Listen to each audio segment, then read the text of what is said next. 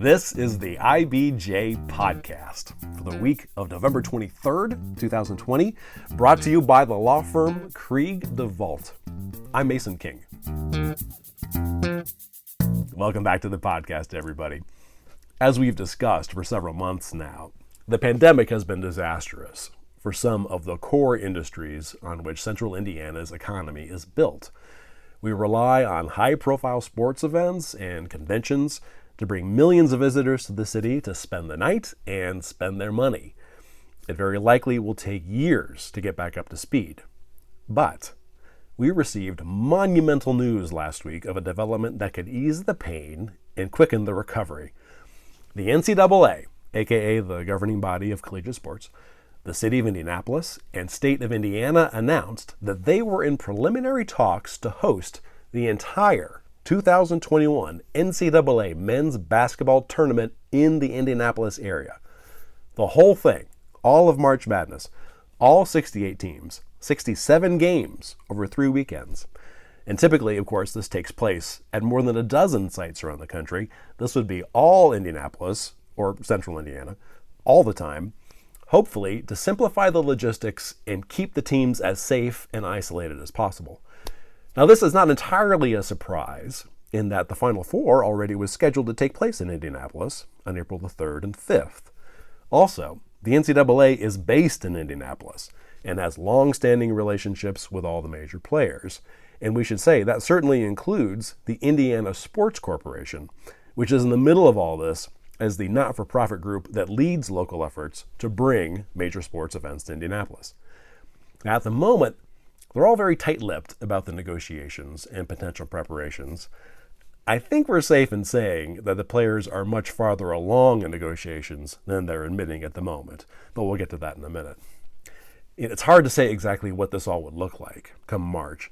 For example, where the games would be played, where the players would stay, what level of precautions they'll need to create these virus-free bubbles. But we're going to take a stab at it today. For our guests on this week's podcast, we're joined by two prominent sports business consultants, as well as IBJ reporter Mickey Shuey, who covers the business of sports and hospitality. We want to get a sense of what's happening behind the scenes, the issues that organizers are trying to iron out, where the games could be played, and the potential risks and rewards for Indianapolis. Here's our conversation. I am pleased to welcome several great guests to the IBJ Podcast virtual studio this week. We have Mark Ganis, president and co-founder of Chicago-based Sportscorp Limited, a sports business consultancy. Welcome, Mark. Thanks for taking time today. Oh, my pleasure to be here. We're also joined by Larry DeGaris, a professor of marketing at the University of Indianapolis School of Business. He also works as a sports marketing and sponsorship consultant. Welcome, Larry. Thank you. And we're also joined by Mickey Shuey, who covers the business of sports as well as the hospitality industry, which will be relevant for reasons that will become apparent pretty soon for the Indianapolis Business Journal. Mickey, thanks for joining us. Thanks for having me. So, Mark, I want to start with you, just to bring everybody up to date. The NCAA, City of Indianapolis, and State of Indiana have confirmed that they're in what they are calling preliminary talks to stage all of March Madness in the Indianapolis area. In reality, how far along do you think they are at this point toward reaching a final agreement? If they are, to make an announcement of this kind, that indicates that they're actually much further along than just preliminary discussions. They would make an announcement like this for two primary reasons. One is because they may need to go through some public process to get approvals, financing, commitments, get the hotels on board, things like that. The second is to tell the member schools to prepare for it. So they would not be offering both a place and a set of conditions if they didn't feel that it was something that was viable, frankly, unless it was something that was likely. And so I think they're actually further along than just exploratory or preliminary stages. Yeah, I mean, what are the chances that this could end up somewhere else at this point? There's always a chance that that's the case until the final deal is done, until they get all the commitments in place from all the different parties, private as well as public sector parties that are necessary. But Indianapolis and Indiana, and they've all shown up before many times for these kinds of events. It's unlikely that they would they would punt, but it's possible. We're in a strange year in 2020, and there are considerations and concerns that haven't been on the table before. So it's always possible. But again, I don't think they would have made the public announcement unless they felt that it was likely to happen and that this was their target. So my big question as I consider this is, what is going on behind the scenes right now as these negotiations take place? Like, what elements of this undertaking are the NCAA, the city and the state, and I assume the Indiana Sportscorp too? What are they trying to nail down? And anybody's welcome to jump in here. Yeah. So what I've been hearing from my sources is that really all those parties are getting into rooms, or I guess in this case into Zooms, and trying to hash out all the details, where things would be located, what testing protocols will look like, whether fans will be allowed, and I'm sure we'll get into that here in a little bit. But really, they're just trying to iron out each and every segment of this deal and how this tournament would look. I think we're still a few weeks away, but they are definitely in the process of shoring up all the small details of this deal. My big question on this is whether or not the sponsors are going to show up. Hospitality has basically been canceled, and I'm wondering what the event would look like without corporate hospitality and kind of fans only. I will tell you that my students really picked up on this story. I try to get them to read the news all the time. They don't always, but this story they jumped on, and I'll tell you, there's certainly a buzz around college students. So while the corporate sponsors may not show up, the students definitely will if they're allowed. That was one of the really interesting things when we hosted the Super Bowl that I really wasn't aware of, was how much of the activity around the event is all driven by sponsors. This could look at from on the ground as to be a very different kind of event. Well, the impact there, we shouldn't make an assumption of any meaningful positive impact on the city of Indianapolis. The reason for that is because they're highly unlikely that we're going to have a lot of visitors coming in, and that's really where the impact takes place. The economic impact takes place: hotels, restaurants, taxi cabs, those kinds of things. And that's not that we shouldn't assume that we'll have any fans, or certainly any large number of fans, allowed to come into the area. But the point that you're making about the Super Bowl and all the events around it, that's if you actually attend. The percentage of people who actually attend a Super Bowl or Final Four or March Madness game, semifinals, compared to as a relation to the number of people who watch it on TV, get information through social media, bet on it online or in sports books, see highlights in social media feeds. It's infinitesimal compared to the people, so it's not that big of a deal to not have the people on site and the events on site. It's big to Indianapolis. It's true that economic impact for these events is typically measured in heads and beds. So the number of visitors. I think that really sells short the economic opportunities presented by events like this, which a lot of them are in the B2B relationship. So a lot of them are into corporate hospitality. So, when you have local companies that can host and you have all the major corporate players coming into town, it's a huge opportunity for them to develop business relationships that potentially can far outweigh the consumer spending on bars and restaurants, hotels. One of the things that occurred to me is that while we're not going to nearly have the kind of direct economic impact that we would see from a regular event, the amount of earned media, the value of earned media of having every game broadcast from somewhere in the Indianapolis area sounds immense to me. I mean, is that really valuable? This year, maybe a little less than most years, but what will show up is that Indianapolis was able to put everything together to host such a major event. And I wouldn't underplay how valuable that will be down the road as Indianapolis goes after other events. They can say in the COVID era, they put on the entire March Madness in one community. That's a pretty big deal. And that's a hell of an accomplishment. And that's what I'm hearing on my end too, is a lot of city leaders and city officials, especially in the tourism industry, are thinking that this could really be a big win for Indianapolis in terms of a long-term play to attract other events here, because other events are going to see Indianapolis was able to pull this off, as Mark alluded to.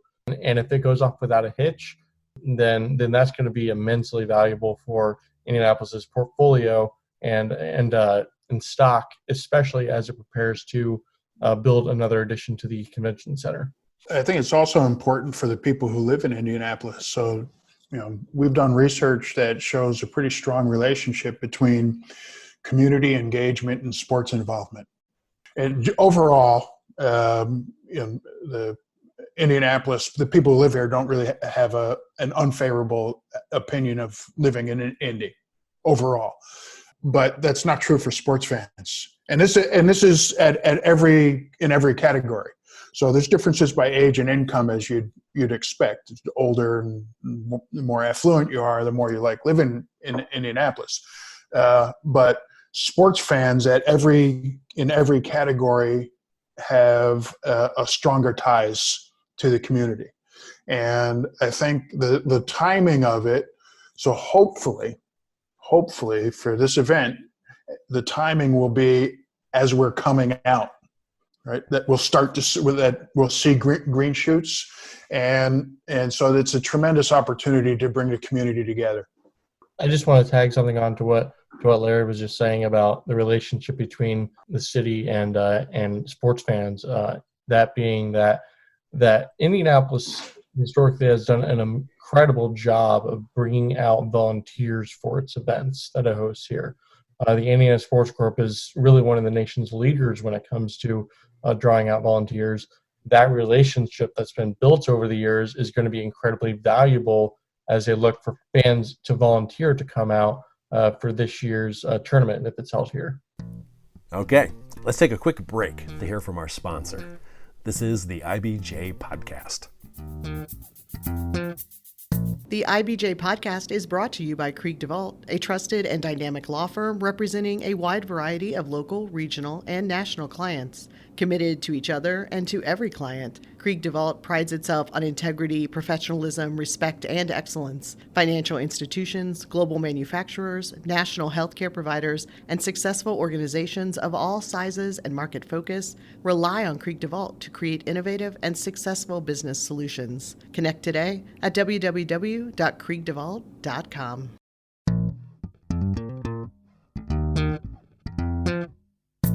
Okay, we're back with the latest edition of the IBJ Podcast. This week, we're talking with sports consultants Mark Ganis and Larry DeGaris, along with IBJ reporter Mickey Shuey, about what it would mean for the Indianapolis area to host the entire NCAA men's basketball tournament this spring. What are the risks for Indianapolis? I can think of one obvious one, but the rewards could be great. But isn't this taking a really big chance? There's one obvious risk other than the community spread of COVID is that they spend a tremendous amount of time, a tremendous amount of effort, be completely ready to go, and there's another spike in COVID, and the politicians say you can't do it, or local, county, state, or the NCAA says we can't take this risk.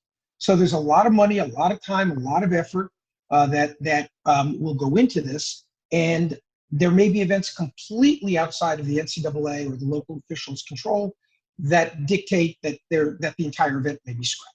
Now, one of the questions I think people first have is, well, where are you going to hold all the games? I am now going to have a list of places where you can hold all the games. For folks who aren't from Indianapolis, here's what we're dealing with. In downtown Indianapolis, we have Bankers Life Fieldhouse, where the Indiana Pacers play. In addition to the main floor, there's also at least one practice court. There may be more now that they have that St. Vincent Center there. Lucas Oil Stadium, where they're going to stage the Final Four. I don't know if they would also want to open that up for other games. We also have the Indiana Convention Center, where the ballrooms can be configured to create several basketball courts. 5 miles north of downtown, we have Butler University and Hinkle Fieldhouse. Also about 5 miles north of downtown, the Indiana Farmers Coliseum. These both, I think, hold about 8,000 to 9,000 people. both places where, they televise sports events. Also in Indianapolis, Marion University has a gym. University of Indianapolis has a gym. I think IUPUI still maintains its facilities. There are several very large high schools. And if you want to go north of Indianapolis about an hour, you have Purdue University, Big Ten school, obviously. You want to go south, you have Indiana University, obviously, a Big Ten school. So there are lots of places to hold events. Here is my question. If in the first weekend of the tournament, they're usually in 8 different locations, and actually 9 if you include the first 4. Should we assume that when they tried to do this all in one place, that they're actually going to need 8 different sites? Or am I just thinking too literally? You're thinking too literally. Look what the NBA did in Orlando. It took public assembly space, like convention center space, and made it into multiple courts and made it into multiple practice facilities as well. Don't forget, you need practice and training facilities through this tournament as well. So with just the ones you mentioned that are in or immediately around Indianapolis, that could very well be sufficient in and of itself. I think it's worth noting that the exhibit halls can also be broken down into multiple courts as well, as they did for some youth leagues over the summer. They broke, I believe it was 5 or 6 different exhibit halls into 2 courts each, and still maintain social distancing as needed by the Marion County Public Health Department. So not just ballrooms, but really the entire convention center can be utilized if absolutely necessary. One of the selling points, I think, for Indianapolis was that a couple of months ago, the Indiana Sportscorp, which is a local not-for-profit that was established many years ago, specifically to lead this process of bringing sports events to Central Indiana, they put together a detailed proposal for all college basketball teams and leagues. It laid out extensive plans for how it could create basketball bubbles, basically virus-resistant bubbles, similar to what the NBA did in Orlando. And the idea was to create a series of courts in the Indiana Convention Center where you could host a tournament or even league play.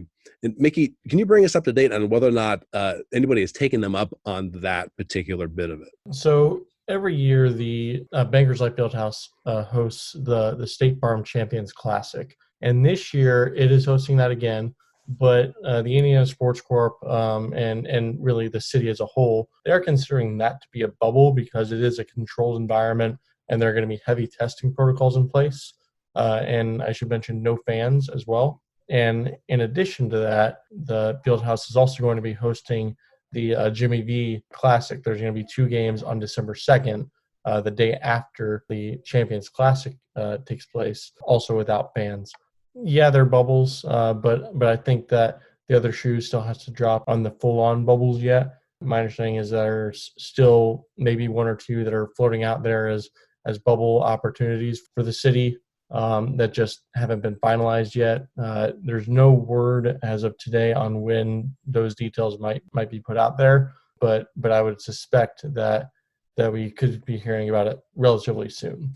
Oh, yeah, going back to the broadcast partners, and I know I'm going to sound like I graduated from Butler University here. I did not go to Butler University. But if I'm CBS Sports, Turner Sports, don't I want the atmosphere of these games, I mean, especially if there are no fans there, just to feel as much like a college environment as possible? I mean, to have a place like Hinkle Fieldhouse that is like a cathedral for college basketball, where even the acoustics, I mean, sound like basketball. Wouldn't they be pressing, instead of having the games broadcast from some kind of convention hall, from like a legit 100-year-old sports arena that already has all the sightlines figured out and things like that? Sure. It would make it easier. Games have been broadcast from there already. The lighting is already in place for it. The cabling should be in place, or at least they know where to put the cables and where to put the trucks. And the environment might be better. But then again, if there are no fans in the stands, that might offset some of the environment issues. What really it gives Butler and Fieldhouse some benefit is the fact that they have all the player facilities, the medical facilities, the training facilities, the locker rooms already in place. Those can be temporarily replicated to a degree in convention centers, but they're already there. There's so many of these medical facilities in and of themselves, not counting all the locker facilities that are needed, but you can do it. The NBA certainly did it. It costs a lot of money, But there are reasons that one would think 5 miles away, yeah, that's one of our spots. I can definitely see that happening. And then if you have the field house where the Pacers play, and you have at least those two, even if they don't use the Lucas Oil Stadium, they have the makings of facilities where they could put most of the, especially bigger events. And a lot of the fan environment can be inserted virtually. I think we're seeing at the beginning where they're just kind of piping in crowd noise. Didn't work really well, but they're getting much better at it. I mean, it's amazing to see how they progress. I mean, I can point to, WWE, their Thunderdome, and they're moving now to a new facility to really just construct a studio for a virtual fan experience. So I think, if we're dealing still with a virtual environment, by that time, that I would expect that the production quality would be pretty close. That if you didn't know there weren't fans there, you wouldn't know there weren't fans there. Larry's point is absolutely right. They've learned, the broadcasters and the leagues, the teams, they've learned a lot from the NBA, how to make the facilities feel to the people at home like it's as close as you can get to the crowds being there.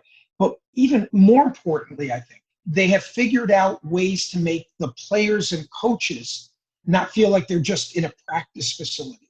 With the music, with the organist, with the pump up the crowd kind of stuff, with the PA announcers. I mean, think about it, guys. In Orlando, they were doing full PA announcements of fouls and timeouts and all of that stuff. And there was nobody in the building except the players and the coaches. So they really wanted to make players feel like it was as close to a live game as they could as well. And for the brief moment that it was just pure, it has been great for sports purists, that you could hear the squeak of the sneakers on the floor. You can hear, I mean, one of the things that I've really enjoyed personally is the fields are mic'd up. And so you can hear players, their players, what they're saying. You can hear the conversations on the field of play, on the court. Those have been great insights for the purists. But I don't anticipate by the spring that we'd still be in that position. So let's say sometime in mid-December, they say, okay, we got the deal done. Central Indiana is going to host March Madness. Speaking of madness, I mean, that sounds to be like just a very short period of time to put together, something incredibly big. Is that doable? I think the silence tells you that none of us really know yet. It's doable, but I don't want to do it. There you go. We've got about I think 6 minutes left. Am I missing any big points here? Any important elements of this that we haven't talked about yet? I do want to actually respond a little bit to your last question, Mason, and just note that we really don't know whether it's doable because it's never been done before. But I think that there are a lot more moving parts that that a lot of people aren't even considering. That being that Indianapolis is already scheduled to host a litany of events in the first quarter of next year. Some at the convention center, some at Bankers Life potentially, and that's a very tricky situation for Visit Indy and the Sportscorp and other city officials to navigate. So I think if they can navigate through that, then it'll obviously help their chances of being able to pull it off. And obviously it's part of the effort that's going on right now. But keeping in mind that this isn't just the only event that's going to happen in Indianapolis or scheduled to happen in Indianapolis is, I think, something that will help bring us some perspective. Mason, let's not ignore something that's going on in the country right now. Pfizer, just a couple of days ago, announced that they're ready to distribute. They asked the FDA for approval to distribute their vaccines, and they said they will start distributing them within hours of FDA approval. Moderna is there. J&J is right behind them. AstraZeneca with Oxford is very close also. And we have 100 million doses of each of these vaccines already produced while they've been in testing. I say this because if they start distributing in December, we may be in a very different situation come March and April than we are today, the week before Thanksgiving in 2020. And that's something we should not ignore. It may be a far more manageable pandemic in 4 months than it is today. Well, I hope so. That would be great. With that, though, do you think it's like we're at a point now, Mark, where the NCAA could go back on what they just said, or do you think right now the only way that the NCAA's program is going to happen is if they move forward with the one-site solution? I think the only way they can go forward is the one-site solution. And let me give you a reason why I say that. You can't count on the vaccine distribution, the vaccine efficacy. It is more than a hope, but it is less than something you can rely on. With that in mind, everyone just has to approach at least the first quarter of the year the way they are the last quarter of this year.